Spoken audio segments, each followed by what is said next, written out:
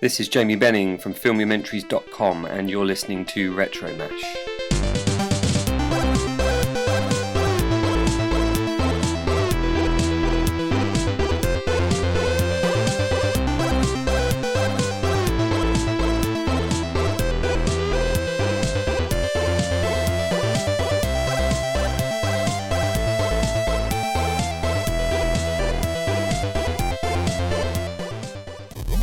You're listening to Retromash.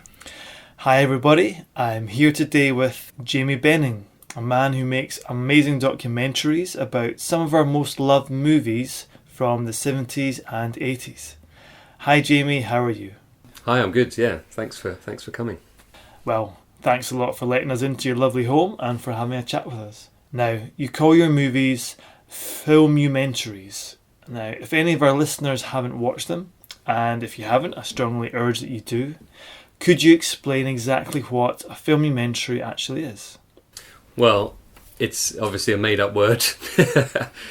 I struggled to come up with something that described what they were, because what they are is a kind of feature-length commentary of a particular film. I picked The Empire Strikes Back for my first one. It's one of my most loved films that I grew up with, watched again and again. And what I wanted to do was make the ultimate making of documentary, but I didn't want it to be your usual kind of marketing fodder with people saying how great it was and how wonderful the script was. I wanted it to be telling all the stories that I've heard all over the years. So I find interviews from the past, I find new interviews. In some cases I've done interviews myself with cast and crew. Mm-hmm. And it's about putting that together, but in the timeline of the film. So you can still watch the film, but you watch it being made at the same time. That's the idea behind the filmumentary concept. Yeah. So far you visited the Star Wars original trilogy, Raiders of the Lost Ark, and Jaws. Is there a reason that you chose these movies in particular? Well, these are the movies I grew up on, my sister and I. I think of the rainy half-terms and rainy summer holidays, probably, that we would just sit there and watch these things endlessly on VHS. So they're the films I grew up on. I was born in 1976, so by the time Return of the Jedi came around, I was 7. I remember my 7th birthday, I was taken into London to see Return of the Jedi at the Dominion, which I think was the biggest theatre at the time, biggest cinema at the time. And I was completely entrenched in that world. I had the toys as my presents. I bought the books from the cinema. In fact, I bought a making of book that day, which I still have now. It's just on the desk behind me over there. And that really turned me on to how these films are made. Because until then, I didn't realise films were made. I just thought they just happened. I was 6 or 7. But following that, I started looking into how films are made, and I became more interested in the whole process. And so those films are the films that we just watched again and again. We quoted in the playground, we invented games around at school, and as I say, my sister and I would just sit there, we'd get to the end, we'd rewind and start again. Mm-hmm. So how do you get all the footage that you put in your filmumentaries? There's stuff from other documentaries, there's storyboard artwork, and there's often interviews that you record yourself. So how do you gather it all together, and how much research is involved? Well, it takes a lot of research, but it's not like I do the research and then make the filmumentary. It's a process that happens kind of organically, for want of a better word. So what I do initially is I just lay the film down on a timeline in Final Cut or Adobe Premiere, whatever I'm using at the time. And then I go about collecting interviews from old documentaries, from online, from TV shows that I've got VHSs of, from other people. Because what you find is, in this world of, which I'm sure you're aware of running your website, is you find people that are like-minded and you swap information. Well, with Star Wars, my first ones I did, I joined a group called originaltrilogy.com. So there were people on there from Germany and Finland and France and Spain and Australia, and what they do is they promote these films in those countries, but they promote them with different clips. So I might have 3 seconds of George Lucas talking to Harrison Ford from the UK version, but in Germany they might have shown another 3 seconds from that same portion, and when you stitch them together you've got a 6-second seamless sequence. So it is like putting a puzzle together, but it goes on and on. I remember with Star Wars Begins, which I released in 2011, I think, I remember just having to release it because I just kept finding more and more stuff. In fact, the day after I released it, I heard an interview with somebody who I've never heard talk about their experience on Star Wars, which was Dennis Lawson, who played Wedge, one of the X-Wing pilots, and he was talking quite extensively on this radio interview about his experiences of Star Wars and Star Wars fandom, and he's not much of a fan. But it would have worked perfectly in the context of Star Wars Begins. But with these things, you have to put a lid on them. You have to say, look, I'm done now, which is why I do these sort of self-imposed deadlines. I say, right, it's coming out on this date, whatever happens, But it is a lot of research. The thing is, with the Star Wars films and Indiana Jones, I already know a certain amount already. If I look to my right here, I've got quite a few books on those subjects. And yeah, by using a combination of those books, magazines, I go on eBay and trawl around for old material, old magazines, old books. So it can be relatively costly, but then I can always sell them on if I don't find myself too attached to them at the end. Has the process evolved at all over the years since you made the first Filmumentary? Yeah, I think so. I mean, the first one, it was literally just trying to cull everything together from all over the place, just putting it together and collating it in a way that I found interesting. And then I realised that, it isn't just about hearing from the director, producer, the main actors. So now I go about interviewing people myself. So with Raiders, I went and interviewed Wolf Carla, who plays one of the people whose faces melts at the end of the movie. He happened to live in North London. I happened to live in South East London. So I went and interviewed him on very similar equipment as we're talking on now. And that was the start of doing my own interviews. I've since then done telephone interviews and Skype interviews with people. Because what you find is, you look at the credits of a film, there's thousands of people. Every one of those people has got a story about their experience on that film. And maybe they're more likely to tell it how it is than somebody who's contracted for a series of movies or whatever. So it's always great trying to dig out, that kind of information from people, particularly face to face, because I think enough time has passed on these movies for people to talk about them slightly more candidly than they would have at the time. But how do you get hold of some of the more obscure members of the cast and crew? And how do you know if they're living in London, or how do you research all that? It's a combination of looking on the internet, speaking to people that I've made contact with on Twitter who go collecting autographs at these film fairs. I think there's a big film and Comic-Con in London this summer. About 4 years ago, a Twitter contact that I'd made was getting autographs, and he was giving out postcards that I had made about my Star Wars documentaries, and said that I was making one on Raiders, and that's when he met Wolf Carla. Equally, you can find people. Most people have websites these days. Even if they're not acting anymore, they might be into music, or they might be doing something else.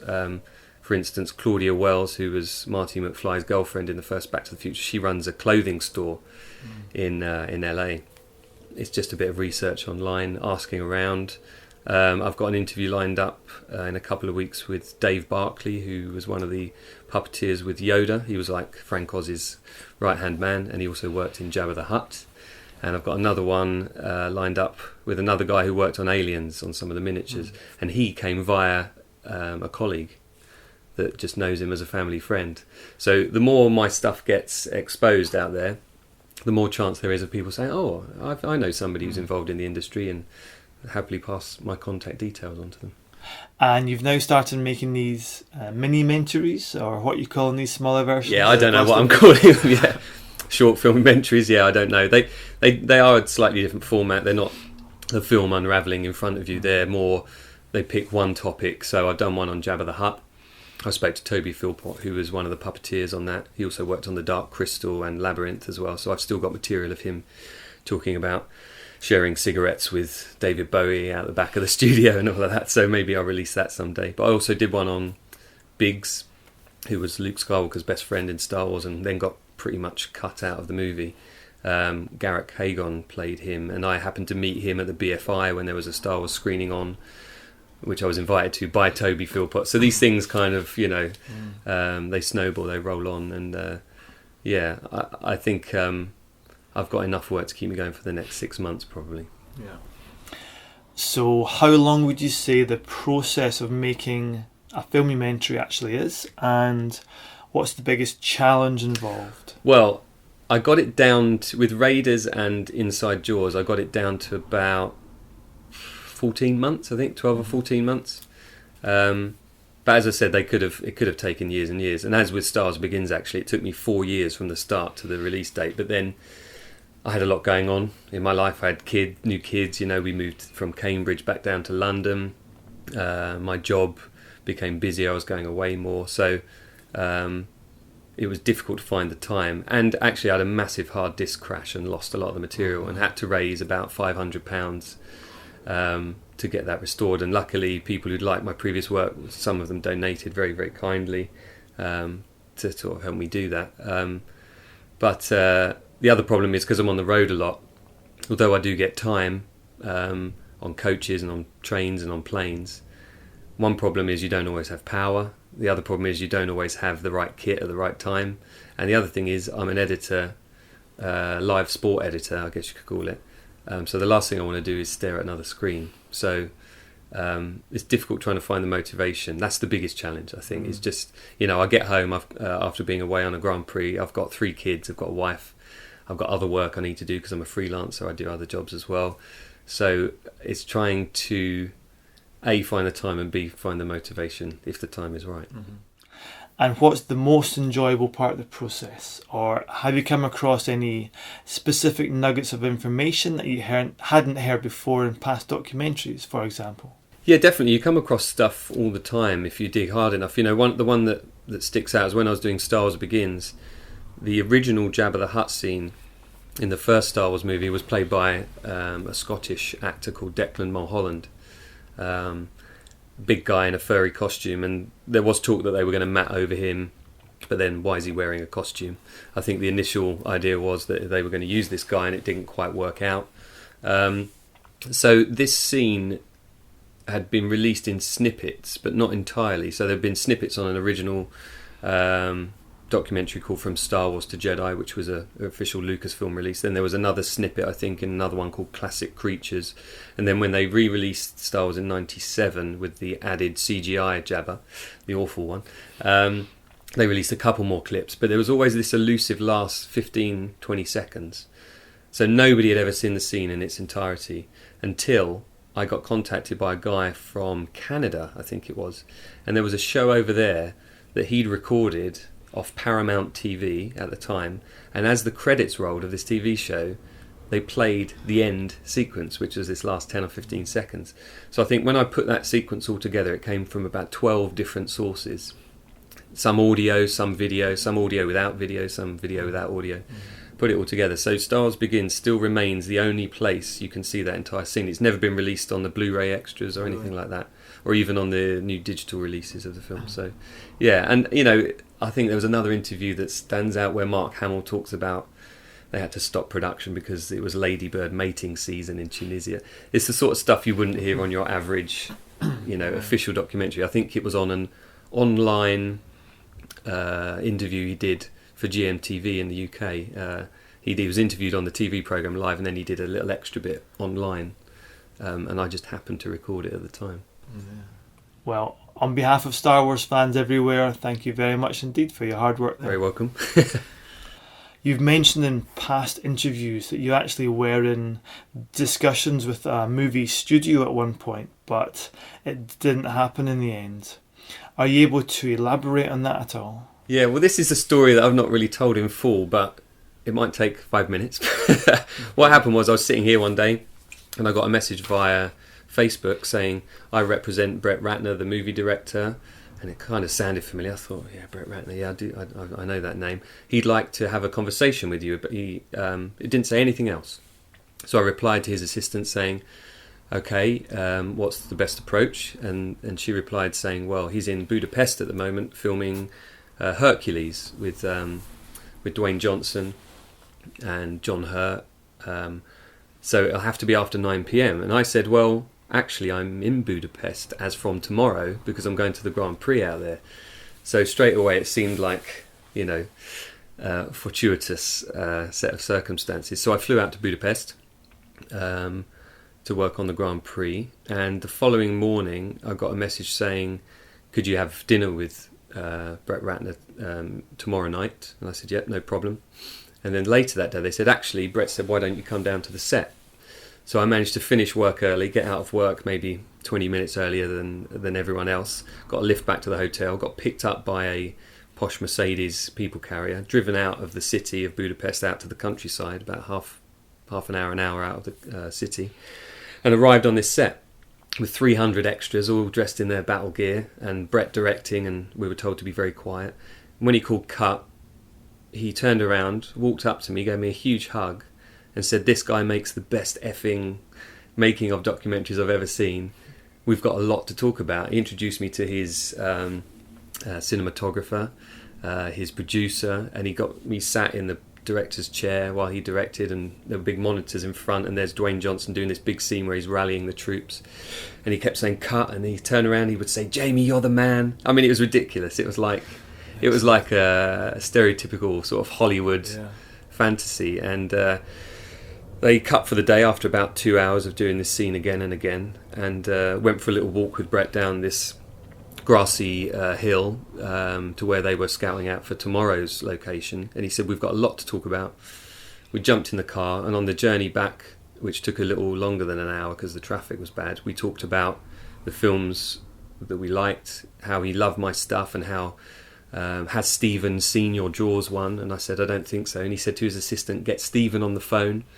But they couldn't get hold of Stephen at that time. So there was this moment where I thought I was going to speak to Steven Spielberg.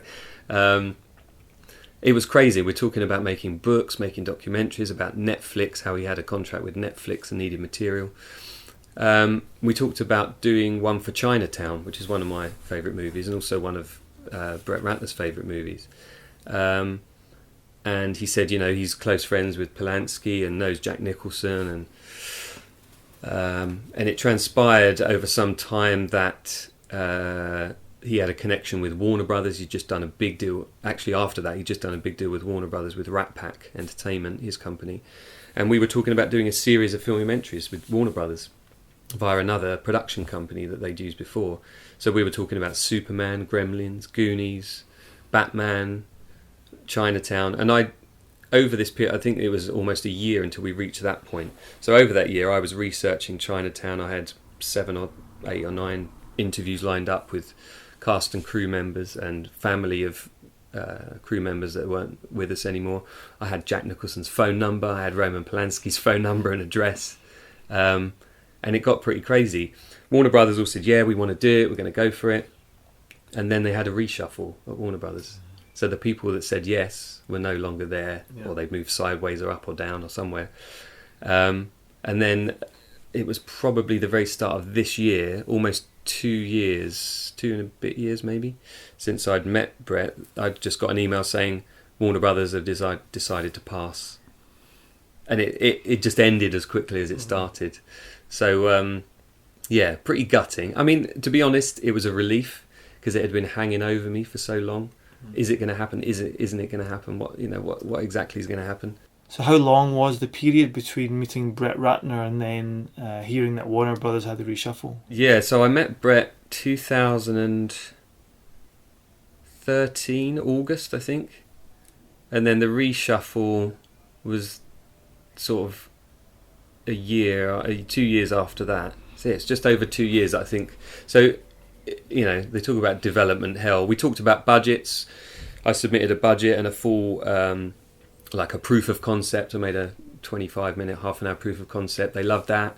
It was all steaming ahead. But now what I hear they've decided to do is go and speak to Roman Polanski and do these typical sort of sit-down interview. I think I saw a still with Brett Ratner talking to Polanski. So they're still doing something with Chinatown. But it's, the thing is, I can understand it from their point of view. When they work with people like Laurent Bouzeroux, who's the guy who does the making of, he's the guy. They work with him. So why would they give it to some guy who's just done a few online things? I think initially they thought maybe there was an angle in that, but they decided against it. But, I'm still trying. I've got an agent now. Yeah. A guy approached me a few months back and said, "Look, I'm happy just to go out there and just tell everybody about it." He's an agent. So it's not costing me anything yet until I make some money from it. So, yeah, I'll keep trying. And in the meantime, I'll just do these short ones. So. Well, we wish you all the best with that, and we'll spread the word as much as we can. Now, I could be showing my ignorance here, but after watching Raiding the Lost Ark, I learnt that a lot of Raiders was actually filmed in the UK. I never knew that. Do you happen to know why a lot of these big movies from the 70s and 80s, particularly from Lucas and Spielberg, were filmed here? Well, I think there's two things I've heard of. I know Lucas, when he first came to London to shoot Star Wars, although he had a bit of a difficult time with the unions and the British crews that didn't really believe in the movie, and they would finish at 5:30, and you could agree. I think if you got the agreement of everybody, you could have an extra 15 minutes of filming, and they barely agreed, you know. So Lucas had a bit of a crappy time here, but then when Star Wars was a huge success, I think it became a bit of a good luck charm to shoot in Elstree. So I know that Empire Strikes Back was then done there along with Gary Kurtz, the producer, and then when they came to do Raiders, it just seemed like the natural place to go, because by then they knew the crew, they knew the personnel, they knew that, you know, it's like it is again now actually. People come to the UK because of the skill set, I think. There's a quite specific skill set of manual, labourers, people, builders, set builders and sculptors that's still in the business today that were working back then. But I also think it had a lot to do with the tax breaks that Margaret Thatcher's government allowed back then. Right. One of the good things that she did in her reign in government. There's a George Lucas stage now at Elstree where I think they did the final shots for the last Star Wars movie. It's a shame they didn't get to do the new ones there, but we'll see what happens. See if it is still a good luck charm. One of the bits that I've really enjoyed watching from the Filmumentaries are the parts when you get to watch people like Spielberg actually working with the actors, watching how he works and how he relates to the actors and how relaxed he is when actually making the movie. It's incredible. Have you got any personal highlights like that after watching the footage yourself? And are you a frustrated director yourself at all? Well, I watched those scenes and I'm 38 now, 39 next month, and Spielberg, I don't think he was even that old when he did Raiders. I think when he did Jaws, he was in his late 20s. So I watched those with admiration. You know, I see him like those scenes you talked about, where they're in the Raven Bar and Karen Allen is rehearsing a scene and he's talking to her about exactly what he wants and which way she should look and all that kind of stuff. And there's so many extras there, and you just think the pressure, if you allow it to get to you, I suppose, must be incredible. I mean, my job has a certain amount of pressure because it's live work, and if you get it wrong, you know, you absolutely get torn apart by the director. So there is this sort of seat your pants kind of aspect to my job, but I think that's a different kind of stress. I think when you're making a film, you definitely take it home with you every night. You mull over it. I mean, I know Lucas suffered a lot on Star Wars. I can't imagine you get any sleep doing something like that. You know, I wonder like how people like Gareth Edwards, you know, just did Godzilla after doing Monsters, and now is doing a new Star Wars movie, a spin-off movie. How you can cope with that pressure. But I suppose it all comes down to having that natural ability, you know, or even that practiced ability. I know Spielberg made a lot of films when he was a kid. He had a little Super 8 or 16mm camera. I dare say if I had one when I was a kid, I'd be a lot more comfortable. I don't think I'm a frustrated director. I've always liked the post-production process. I've always liked creating something out of, I was going to say something out of nothing, but something out of something else, you know, something different. Watching Brett Ratner those couple of years ago out in that field in Budapest, I could see the frustrations of the director. You know, the extras weren't quite doing the right thing, and then the plane went over, and then some random guy was hiding in a bush watching the film and was in shot, and all this time, you know, money's trickling away. I don't think I could cope with that. If you could have worked on any movie in the past, which movie would you have worked on? And what role would you have wanted? Like a director or editor or like special effects assistant? Yeah, it's difficult to say, isn't it? I mean, you know, since a kid, those Star Wars films and Indiana Jones films are kind of a world that many of us wanted to live in. You know, they seemed very whole, didn't they? You felt like you could just jump in there and live in there. So equally, it would have been fantastic to be on the set of those movies. But I think the reality is very different. You know, it's a professional environment. It's very pressurized. we hear all sorts of things leaking from film sets these days, with people losing their minds. Christian Bale comes to mind. I don't know. I think if I'd have worked on Raiders, it would have been too hot for me out in Tunisia. I know that when they filmed Star Wars at Elstree, it was one of the hottest summers, because that was the year I was born. I think I would have liked to have been around. It sounds daft, but I would have liked to have been around for Return of the Jedi, maybe, because I get the feeling that had a kind of...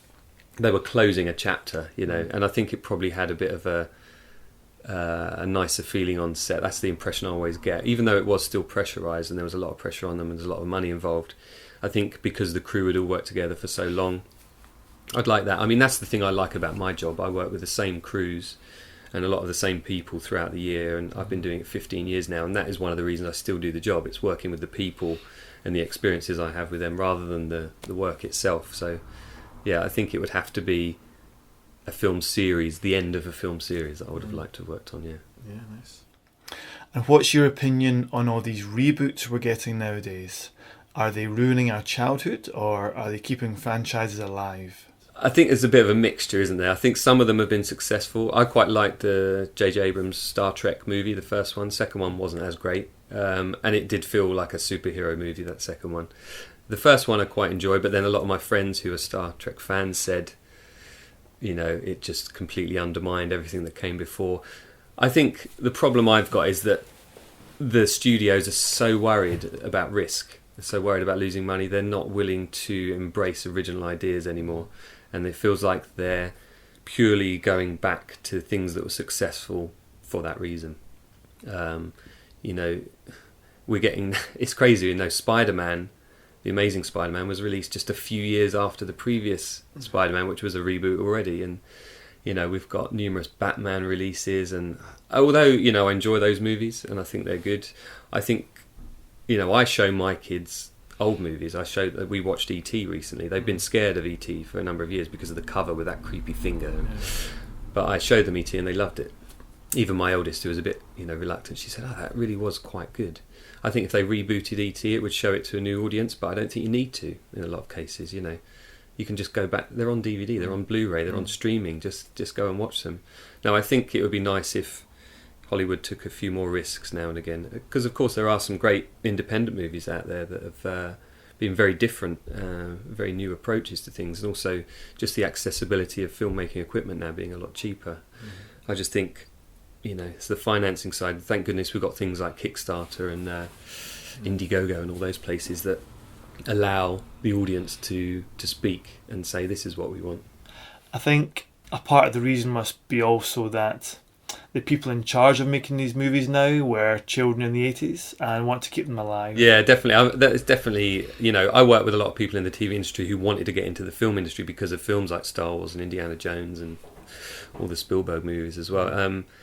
And I'm sure you're right. I'm sure that the people who are now in power and now get to tick the boxes and green light things are the people that grew up with these movies, and they want to hark back to that. Let's not forget that Indiana Jones itself is a reboot in a way. It's a reboot of those serials, from the 40s and 50s. So I think our generation is quite quick to dismiss sometimes, but our stuff was as derivative as this generation. So it was just better, wasn't it? I think so. Now, you obviously have a lot of love for movies from back in the day in particular. Does this love extend into other areas of the 70s and 80s, such as TV programmes, cartoons, or video games or toys? What kind of other memories have you got from back in the day? As you would be able to see behind me, Michael, I've got some Star Wars toys on the wall, some original figures. Yeah, I mean, that was part of the experience for me. The Star Wars films for me are about the original movies and the toys. It's not about the comic books and the books that expanded on those stories. I'm more interested in those specific things I experienced as a kid. And still in my loft, I've got a load of Matchbox toys. I had them on display in the bathroom for a while. They were just too difficult to dust. But I've still got my Matchbox toys. I've got a lot of those things that it's been difficult to let go of them. Sometimes I've sold a few things on eBay to raise a bit of cash because I'm a freelancer, just to try and keep things going.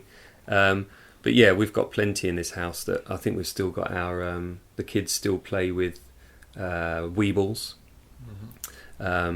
My little baby who's 8 months old, we've got a little Fisher-Price wind-up TV toy. There's loads of that stuff around. And, that love extends to things like, in my cupboard over here, I've got Quantum Leap box set. I've got, we will sit down and we'll watch things like Columbo rather than watch, my friends, I've only just finished Breaking Bad. I would joke to my friends that I'm almost at the end of Columbo and Ironside. So we've got a lot of that stuff going on in this house. I think at heart I'm a nostalgist, but I try and embrace new things as well. Yeah. Would you think about ever making a documentary about something else that wasn't a movie but that was still from the past that you could interview people about? Like a cartoon-umentary or something else about Star Wars toys, maybe. Yeah, I think there have been documentaries about the Star Wars toys already. There's a good one called Plastic Galaxy that came out last year. But yeah, I mean, absolutely. My agent guy at the moment is out there, Stephen, and he's talking to all sorts of people about all sorts of TV stuff from back then. And I've got loads of subjects I'd like to make, documentaries on. I won't say them all now because I don't want to give away all the ideas, but it doesn't have to be specifically tied to films. I don't know about cartoon-umentaries. I think film-umentaries is a mouthful enough. Yeah. And what would you say is your most nostalgic memory from your childhood? I think it's probably that visit to the Dominion Theatre to see Return of the Jedi. I just remember it was me, my sister, my two cousins, my uncle and my auntie, my mum and my dad. We all travelled into London, and even though we lived in Dartford in Kent, it still seemed like a long way to go, quite an adventure. And we went to Hamleys, and it's just a wall of toys, Star Wars toys and Empire Strikes Back toys still then. And I just remember buying some stuff with some birthday money and sitting in a park near Tottenham Court Road, just opening it all, and everything seemed right in the world. It's like I'd just seen this fantastic movie. I've been spoiled rotten, and I think I can still remember sitting in those cinema seats, watching there was like a little Weetabix cartoon before the film was shown. There's like an extended advert, and I can remember that. I was 7. That's like 32 years ago. So that's one of the most nostalgic things, yeah.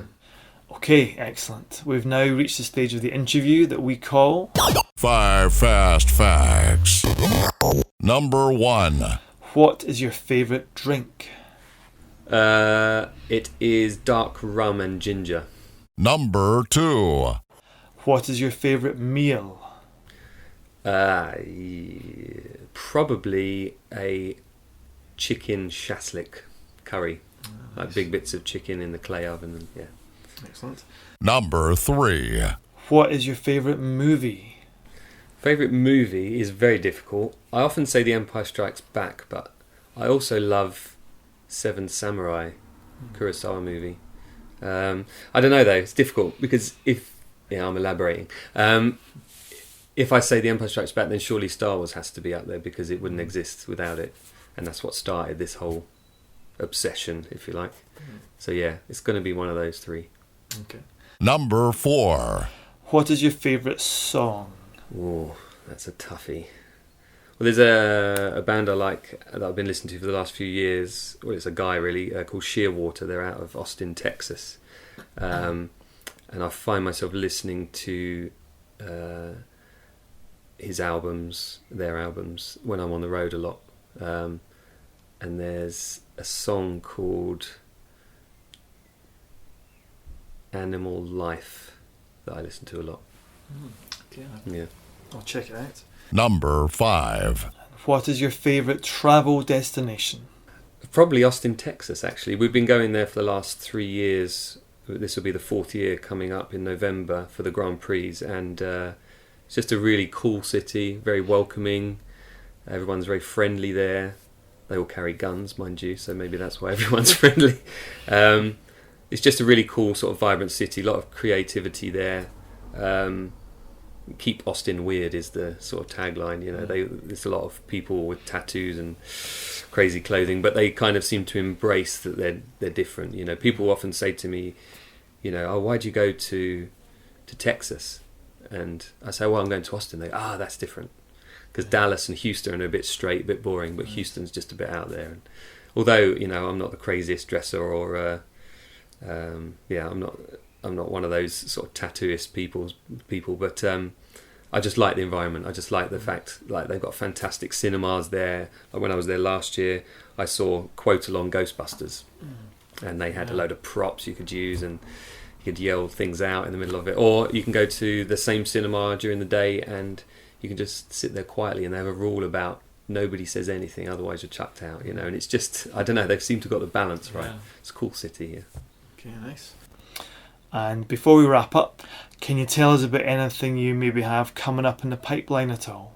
Well, feature length wise, I haven't got anything lined up as in a feature length filmumentary. But the shorts, I've got one with a guy called Anthony Forrest who played the sand trooper that says these aren't the droids we're looking for, and he played Fixer, which was one of Big's friends in the Toshi station, that scene that was cut out of Star Wars. I've also got the interview with Claudia Wells that I need to get around to doing, and these other short ones that I mentioned earlier. In terms of doing a longer project, I would have loved to have done Back to the Future, would love to have done The Shining. The problem with The Shining is that the Kubrick, the people who hold the Kubrick estate are very particular. I spoke a little bit to Lee Unkrich, who was the guy who directed Toy Story 3, because he's making a book on The Shining, and it took him several years to convince them to allow him to do that. So I mentioned on Twitter that I'd love to do The Shining filmumentary because it's one of my favourite movies, and then I tried to get access to the Kubrick archive up in near Elephant and Castle, and I got told that I was not allowed because I was making an unauthorised project, and I wasn't. I was just going up there out of interest to see if I could spark my interest enough to try and seek out sort of officialdom with them. What you find is when you try and do something official is you've got so many doors just slamming in your face, because A, is there a market for it? B, is their intellectual property going to be used in a way they don't want it to be used? There was that documentary Room 237 that I don't think the Kubricks were too pleased with.